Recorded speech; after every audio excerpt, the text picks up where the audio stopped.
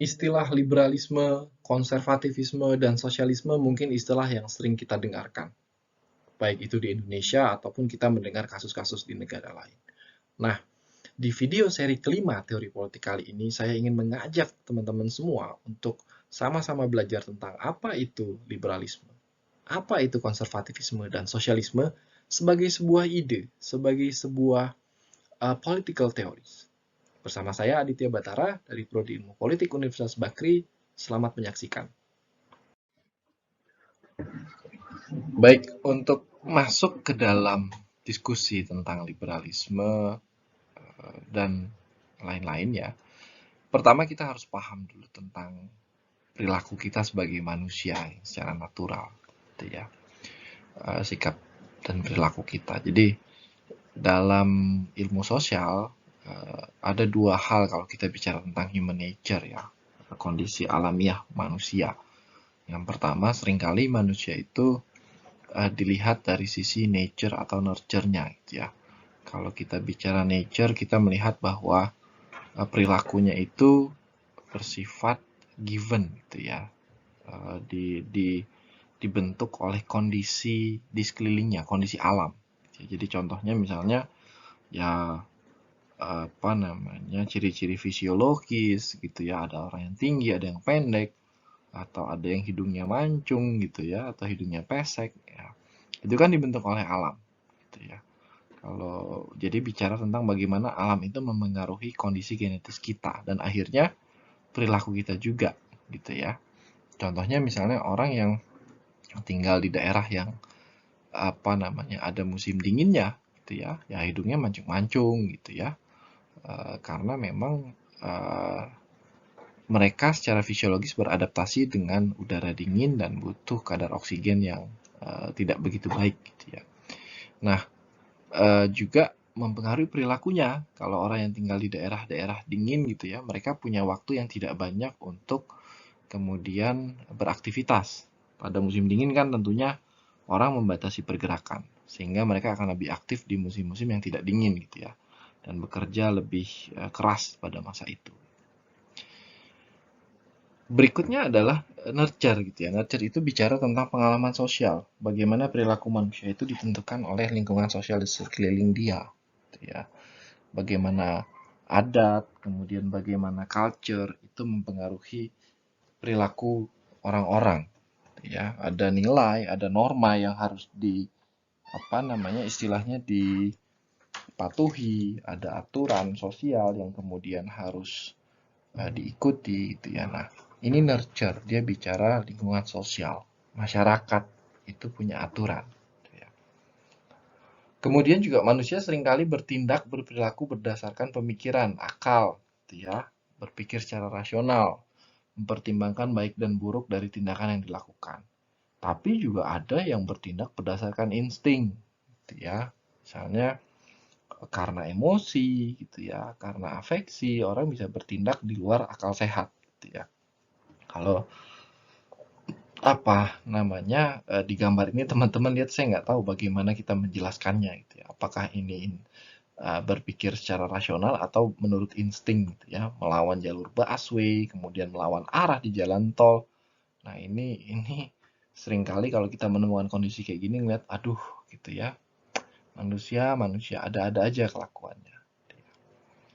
Kemudian yang terakhir perilaku manusia itu seringkali bersifat kompetitif atau kerjasama gitu ya.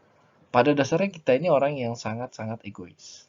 Kita peduli cuma akan diri kita. Gitu ya. Dan seringkali itu dimunculkan dalam tindakan kita. Tapi di sisi lain, karena kita ini nggak hidup sendiri, ada orang lain yang hidup di sekitar kita, bahkan di dalam keluarga di satu rumah, maka ada perilaku yang kadang-kadang kita mencoba untuk bisa blend in gitu ya, bekerja sama dengan orang-orang di sekitar kita. Untuk apa? Agar ya bisa survive gitu ya. Kembali lagi ke tadi dasar bahwa manusia itu ya peduli dengan dirinya sendiri. Tapi ketika misalnya dia membutuhkan orang lain untuk kepentingannya ya mau nggak mau dia harus bekerja sama. Dan bahkan mungkin dalam proses kerjasama ini dia harus uh, mengalah gitu ya dengan kepentingan pribadinya dia. Ini kondisi human nature ya, teman-teman. Perilaku alamiah manusia itu dalam ilmu sosial dipahaminya seperti ini. Jadi bisa dipengaruhi oleh nature atau nurture, atau misalnya menggunakan akal sehat atau insting, bisa berperilaku kompetitif atau bekerja sama. Nah, dari perilaku-perilaku tadi kita mengamati bahwa sebenarnya kita ini hidup di masyarakat itu tidak pernah bisa lepas dari masyarakat itu sendiri gitu ya, di lingkungan sosial. Jadi ada individu gitu ya, individu yang dipahami sebagai makhluk yang otonom gitu ya, punya pemikiran sendiri, punya kebutuhan sendiri gitu ya. Dia makhluk hidup yang unik, berbeda. Tidak semua manusia itu sama gitu ya dalam perilakunya. Tapi yang kita bisa pahami juga manusia itu universal, ya manusia gitu ya. Ciri-cirinya universal. Dan yang namanya individu itu ya individual. Tadi saya bilang kita punya keinginan sendiri, mau nggak mau gitu ya. Bahkan sejak dilahirkan pun kita punya keinginan sendiri, lapar, mau minum gitu ya. Bedanya kalau masih bayi kan kita nggak bisa ngapa-ngapain, masih butuh bantuan orang tua. Lalu ada masyarakat gitu ya. Masyarakat ini kumpulan individu yang menekankan pada ketergantungan. Ya, karena dia sekumpulan, maka dia bergantung satu sama lain. Dan masyarakat ini punya karakter struktural fungsional. Ada masyarakat yang punya posisi tertentu gitu ya, dan dengan fungsi tertentu di masyarakat gitu ya. Pemerintah misalnya ya secara struktur mungkin punya kewenangan lebih dibandingkan rakyat biasa gitu ya. Namun dia juga punya fungsi gitu ya. Pemerintah ya dia harus menjamin kebutuhan masyarakat, melindungi masyarakat, memastikan bahwa masyarakat itu uh, merasa bahwa mereka punya negara gitu ya. Nah, di masyarakat juga ya karena sekumpulan orang ya, maka ada aturan harus untuk menjaga agar proses interaksi berjalan dengan lancar. Dan ada aspek kerjasamanya, ada konflik juga. Yaitu hal yang lumrah. Dan berbeda dengan individu yang menekankan pada aspek individual, gitu ya. Masyarakat itu menekankan pada kolektivisme. Ini menekankan pada kebersamaan, ikatan kolektif, gitu ya, antara antar individu, gitu ya. Nah, kalau dilihat di gambar ini kita melihat bagaimana masyarakat memandang satu peristiwa, gitu ya. Ada yang kemudian melihat peristiwa itu sebagai sesuatu yang menyedihkan, tapi juga ada yang melihat itu sebagai sesuatu yang udah sepatutnya gitu ya. Nah, inilah bagaimana kalau kita melihat kumpulan individu berkumpul dalam masyarakat punya pandangan yang berbeda, ada konflik gitu ya. Tapi pada dasarnya semua saling ketergantungan gitu. Nah, saya mulai dengan liberalisme ya, dan kita akan melihat liberalisme dan beberapa konsep-konsep lainnya itu dari perspektif individu dan masyarakat gitu ya, ide-ide besarnya. Jadi liberalisme itu kan muncul ketika kemudian ada kesadaran tentang rasionalitas gitu ya. Nah, jadi berawal dari Eropa ketika sistem feodal berjalan, ada sistem kelas, ada budak, ada tuan tanah. Orang mulai merasa loh ini manusia ini semuanya diciptakan sama gitu ya.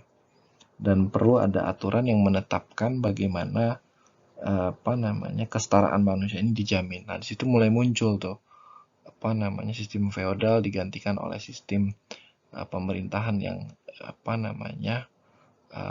punya aturan, punya konstitusi. Jadi sistem feodal ini sistem monarki ya. Nah, kalau kalian ingat misalnya kayak revolusi Prancis gitu kan, menentang kesewenang-wenangan monarki, disitulah muncul ide tentang manusia, hak asasi manusia, rasionalitas gitu ya. Ini muncul pada era Renaissance, pencerahan. Nah, pada abad ke-19 gitu ya, muncul pemikiran liberalisme klasik gitu ya, melihat bahwa oke, ada negara tapi negara ini kayaknya tidak berhasil menjamin kebebasan tiap orang.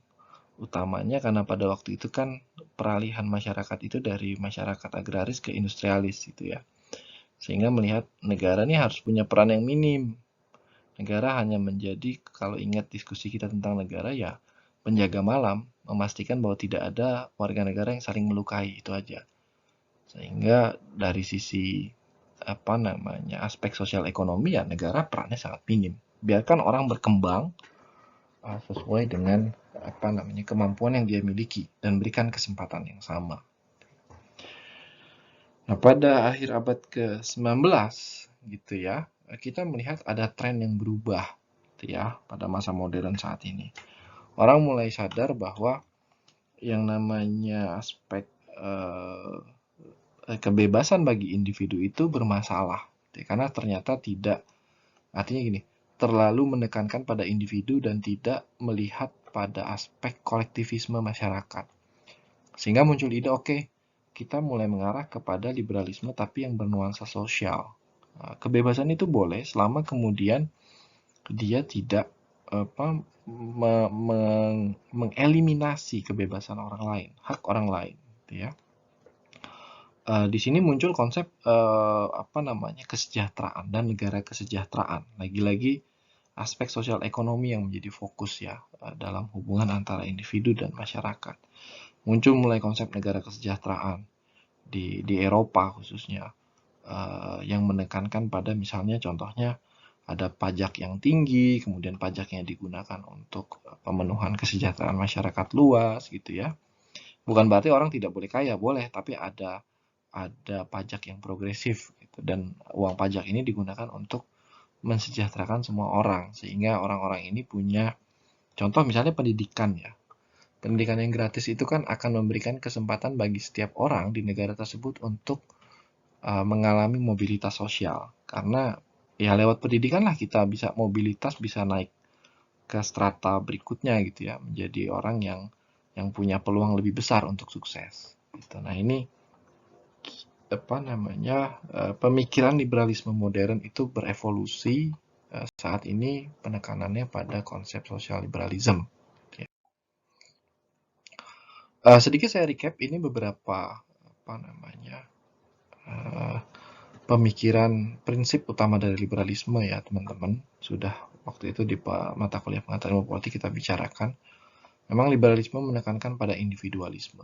Tapi hal yang paling penting adalah ada namanya konstitusionalisme.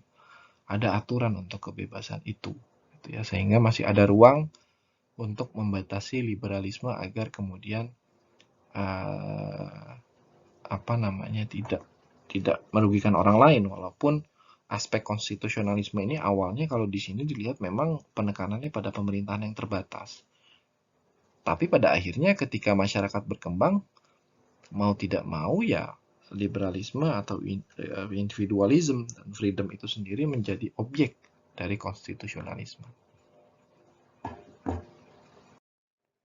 Nah, ini beberapa pemikir utama dari liberalisme gitu ya. John Locke yang klasik ya, dia menekankan bahwa ya negara itu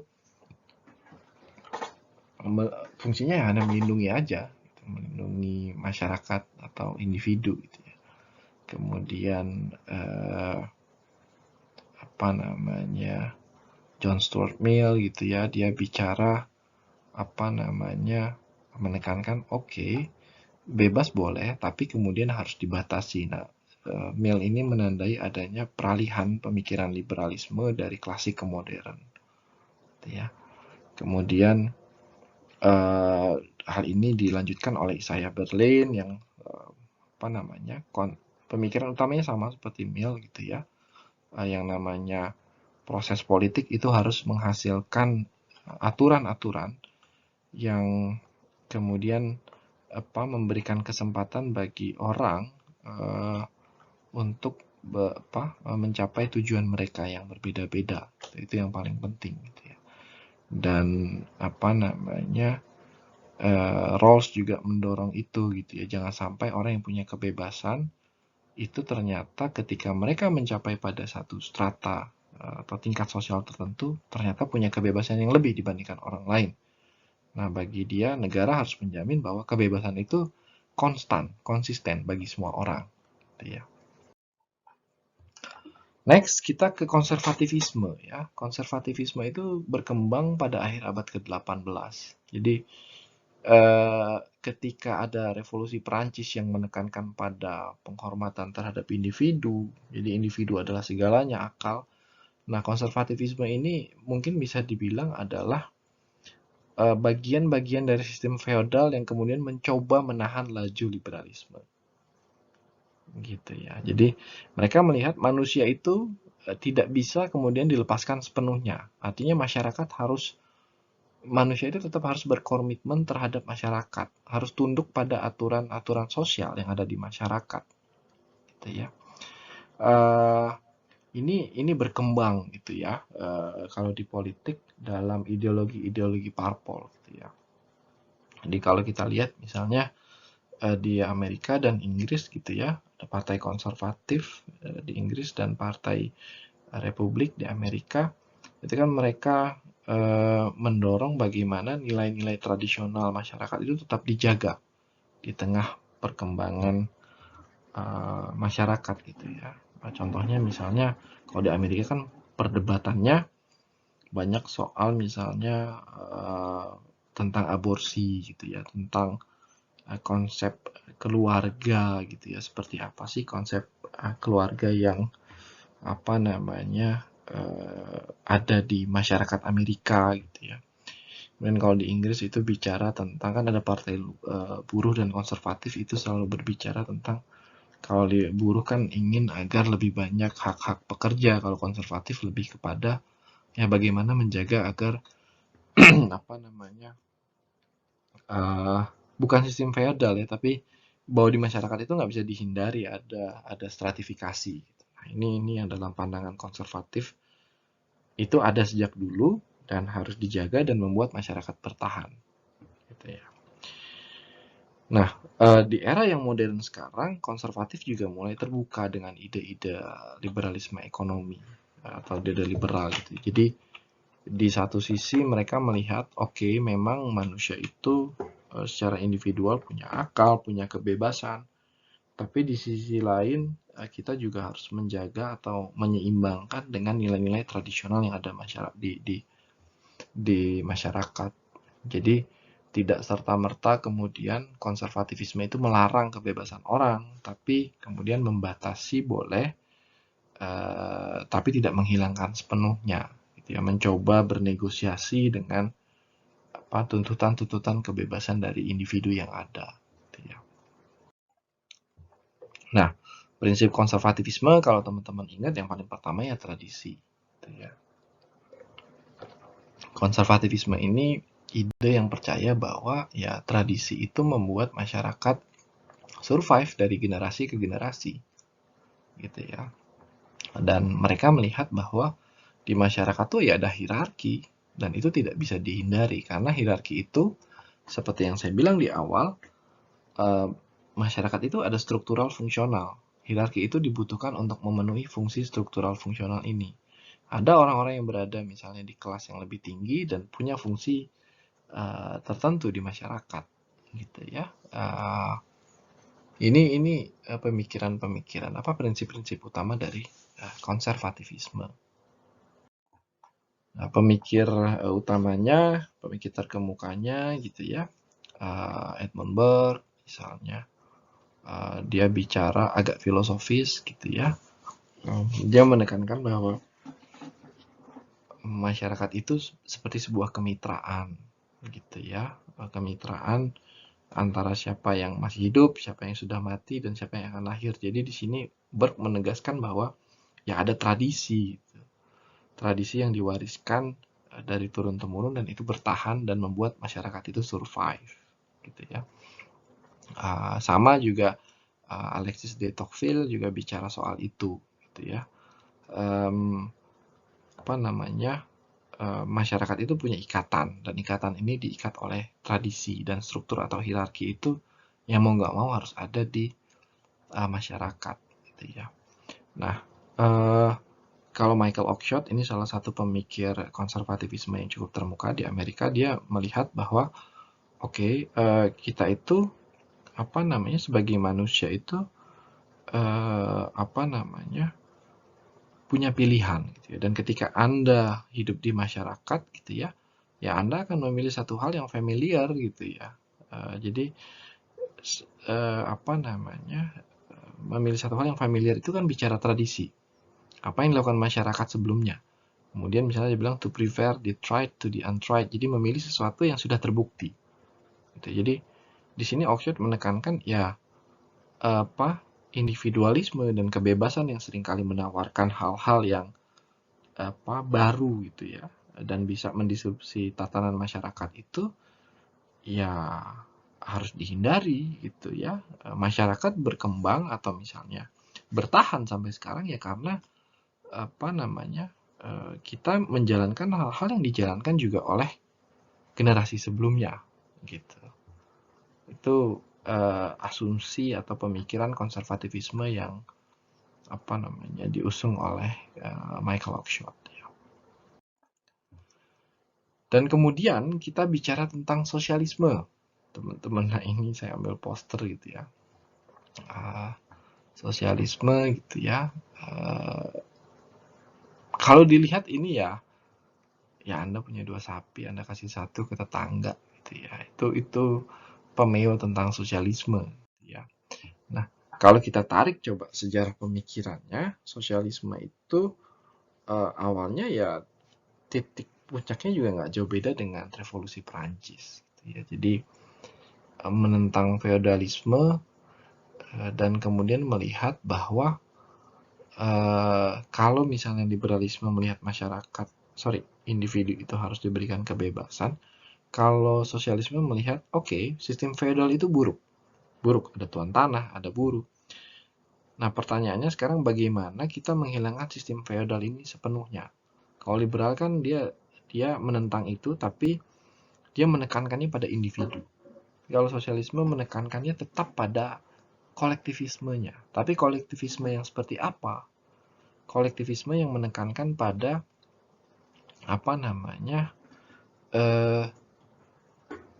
masyarakat itu jangan lagi ada struktur gitu ya. Semuanya harus sama pemikirannya. Sama dalam artian ide tentang struktur yang tadi dianut oleh konservatif bahwa ya mau nggak mau ada kelas, ya bagi sosialisme itu satu hal yang tidak bisa diterima. Atau misalnya satu hal yang harus dikurangi struktur itu. Nah, prinsip sosialisme ya bicara community gitu ya, teman-teman. Kalau si konservatif bicara tradisi. Dan di dalam tradisi itu bagi konservatif ada hierarki. Hierarki itu ya tradisi, jadi harus dijaga. Nah, kalau sosialisme enggak melihat seperti itu. Dia melihat ya, kalau Anda komunitas, maka Anda semua sama. Gitu ya. Tujuannya adalah menciptakan satu kolektivisme yang benar-benar substansial kalau menurut sosialisme. Jadi sosialisme itu semacam berdiri berlawanan dengan dengan liberalisme dan dengan konservatifisme. Ya, mereka punya cara pandang yang berbeda dengan dua pemikiran tadi. Bagi mereka ya community, kemudian common ownership gitu ya, kepemilikan bersama gitu ya. Jangan sampai common ownership ini bicara tentang sumber daya di masyarakat itu ya harus dipergunakan gitu ya, nggak hanya ekonomi tapi dipergunakan untuk ya seluruh masyarakat, tidak hanya sebagian masyarakat saja. Nah, ini prinsip dasar dari sosialisme. Nah, kalau kita ingat-ingat lagi gitu ya, memang pemikiran liberalisme, sosialisme, dan konservatifisme kan ini akarnya dari revolusi Perancis gitu ya, yang memetakan ideologi-ideologi politik dari orang-orang yang ada di Estad General. Jadi kalau kita lihat liberalisme itu fokus pada individualnya, kemudian konservatifisme itu fokus pada society-nya dalam perspektif tradisi dan ada hierarki. Kalau sosialisme itu melihat dari perspektif um, masyarakat juga, ya, tapi menekankan hierarki tidak perlu ada dalam masyarakat dan kolektivisme itu ya bisa dilakukan tanpa adanya hierarki, gitu ya. Sehingga apapun yang dimiliki oleh masyarakat ya itu untuk masyarakat. Jadi nggak jarang kadang-kadang pemikiran sosialis juga menentang tradisi-tradisi yang mereka anggap melanggengkan hierarki itu, kelas. Gitu ya. Nah, kalau teman-teman lihat juga di dalam spektrum ini ya, spektrum kanan kiri, dan ini sering dipakai ya dalam kajian ilmu politik khususnya parpol gitu ya, di sebagian besar negara. Bentuk ekstrim dari konservatifisme adalah fasisme. Ketika misalnya tradisi, nilai masyarakat itu sangat diinstitusionalisasikan dalam bentuk negara gitu ya. Negara merasa bahwa tradisi kita sebagai masyarakat bangsa X gitu ya harus dijaga. Kalau sosialisme bentuk ekstrimnya komunisme. Mereka menekankan pada masyarakat tanpa kelas gitu ya. Kalau sosialisme mungkin mereka percaya bahwa hierarki atau kelas itu adalah sesuatu hal yang buruk, tapi itu tidak bisa dihindari, bisa dikurangi. Tapi kalau komunisme mereka percaya bahwa ya itu harus dihapuskan. Masyarakat, stratifikasi sosial atau kelas harus dihapuskan, dan kita harus membentuk masyarakat tanpa kelas. Baik, itu saja kira-kira pengantar tentang konsep liberalisme, kemudian konservatifisme dan sosialisme yang dipahami dalam teori politik dan menjadi dasar bagi kajian-kajian ilmu politik secara luas.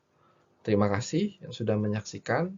Harapan saya semoga bisa bermanfaat untuk teman-teman semua. Sampai jumpa di video berikutnya.